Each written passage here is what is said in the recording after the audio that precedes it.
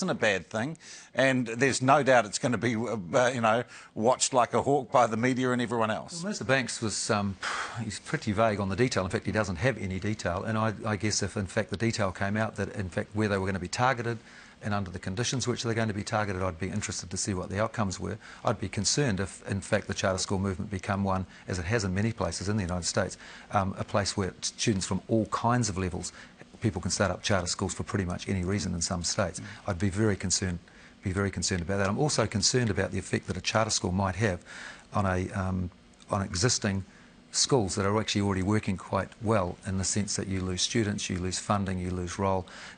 It makes those schools more difficult to survive as well, and I think there's a real danger there. There's no intention, certainly, I think, that charter schools are going to be allowed to select, that they will need to ballot, and I think if that's the case, I'm very comfortable. If charter schools were allowed to ballot and take the students they wished, then it would be a no-brainer. Yep. They would definitely win. Okay.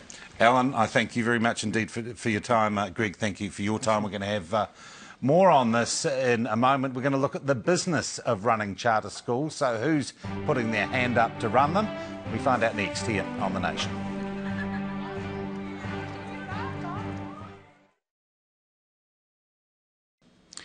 You're back with The Nation. Well, since the government announced it to be taking on the ACT Party initiative of trialling charter schools here, most principals and teachers have spoken out, well, mostly against the idea. But there are some groups who are already putting their hands up to run charter schools. So why and how? Joining me now is Patrick Drum. He's the principal of Aorere College in Papatoetoe, who says he's interested in the idea. And with him is Alwyn Poole, the academic manager of the private Mount Hobson Middle School in Remuera, which is interested in expanding its model to become a charter school. Good morning to you both. Morning. First, Pat, to you, a state secondary school, a state secondary co-ed school, can you see where the idea, as we've heard expressed by Greg Fleming of Maxim this morning, where the idea or the philosophy of a charter school might improve the performance of your school and the results for your students? Do you have a eureka moment when you hear about charter schools or not? Well, there's no eureka moment yet, because we just simply don't know the information around the rollout in the New Zealand context, and I think that's the thing that we're all wanting to find a little bit more out about. But certainly some of the themes we've heard come out about flexibility in teaching hours, the school day, flexibility in staffing, certainly stronger relationships with business. Those things, I think every secondary principal and every board of trustees would be very interested in those concepts. How they're rolled out in the New Zealand context, I'm very interested in as well. Well, Pat, can you explain this for me? Why are you so desperate as an educationalist to have a better relationship with business people? Well, I think there has been a lot of work done in forming relationships with business. We have in the process now of working with the Novotel, actually, which is very close, located in our community at the airport there. And I mean that we are benefiting from advice. It's an equal relationship, advice regarding strategy in terms of strategic planning and development at that level. So financial matters. Some financial advice. I think they can add a level of expertise to our school structure and governance, as well as management within the school. But it also filters down. Which has nothing to do with teaching. Well, it does. It does. The way your school is structured and the vision and the management right through from the top down is critical to creating that right culture in a school. So there's big benefit there for us. And it's a mutual thing. It's not top heavy. It's not from one party or the other. But also then we also have students who visit the Novotel and work with their hospitality. So it's right at that grassroots level. So there's advice coming through for staff and professional learning. And at a governance and board and management level, we're also benefiting from that as well. But as a state school, you can do that under the current system? Absolutely. We absolutely can. So, I mean, strengthening that and making that a priority, I think, in some of these ideas coming out, I think are a good thing. It's highlighting that. I'm personally interested in the ability to formalise better use of our resources in terms of the school day. You know, the cliche of 9 to 3, again, is sort of not happening in schools these days, but certainly the flexibility around staffing to extend the school day, those sort of things I think have real merit. Alan Poole, Mount Hobson Middle School is a school that doesn't run 9 to 3 and has quite a different, and some would say, you know, people who went to an old state school, quite a radical model. Yep. Firstly, just tell us a little bit about what's different about a private school like Mount Hobson. 50 children, 12 children in a class. We run an academic morning, and so the children are there 8:30 to 1. I don't think children of a middle school age, which is what we run, year 7 to 10, I don't think they're designed to sit behind a desk for 6 hours a day. In our afternoons we do community learning, community service, sport, art and music. 12 children in a class, and you know, the research that's been bandied about over the last 3 years or so that class size is not as significant as people thought.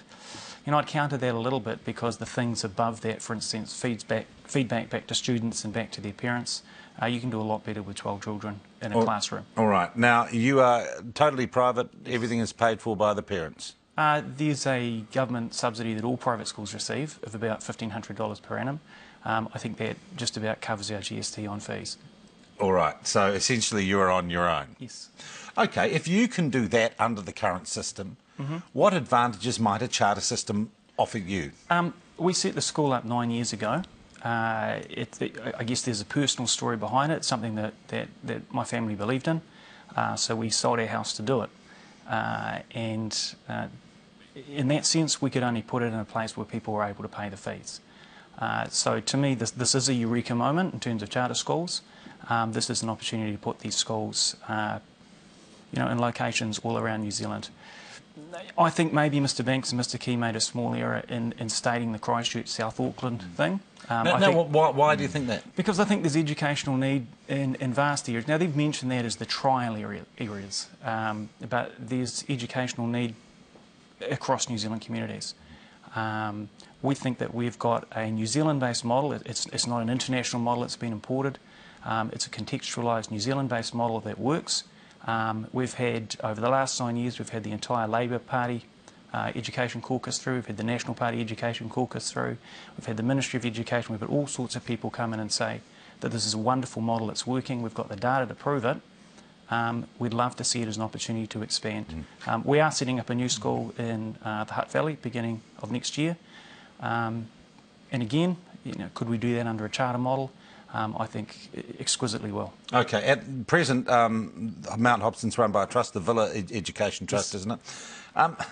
Can you tell me why, if you became a charter school and then you attracted more funding per head for each student you had, why isn't that wouldn't simply be a case of the taxpayer funding what has hitherto been a private school? Our opportunity is the expansion.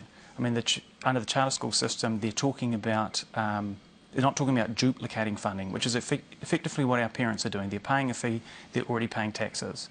And so in this situation, it's not going to be extra educational funding because the children in the charter schools are going to get the same per unit costing that they would have got in a state school. But previous to charter schools, it would be fair to say, wouldn't it, Pat Drum, that money would have been going into the state schooling system, going into educate your students or into your budget? It is. I mean, but it's no different than what's happening in the state integrated system as well, in terms of those students need to be schooled somewhere, so they'll take that funding. There is a degree of portability with that funding already.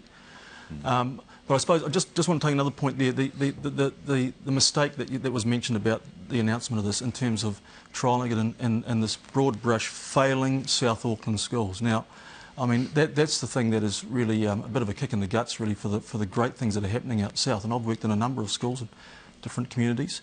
There are great things happening in South Auckland. There is great success. It's celebrated every day. I'm part of a group of 9 South Auckland schools, predominantly low decile schools. There are some state integrated schools in that, known as the AIM High group. And there would be no other group, I'd say, in New Zealand, group of schools that have accelerated learning of students to the equivalent level over the last 5 to 10 years. Now, that, you know, in many ways, that is not being acknowledged with this. Either of you concerned, and it's a good point you make, that in order to make the charter schools policy a success, politicians will necessarily paint existing educational institutions as failures. That's right. At the moment, this is a political decision as opposed to an educational decision.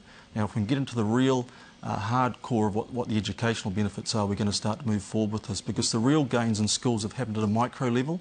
in recent years. It's been relationships with students, high quality teaching, building on the New Zealand curriculum and some very good themes in that. So it's the day-by-day work of teachers that have made the difference. On the macro level, you get a feeling you're just at the whim of the next election, really. Are you worried about the politics around this, Alan? No, I'm worried about the children, and I love seeing opportunities for children.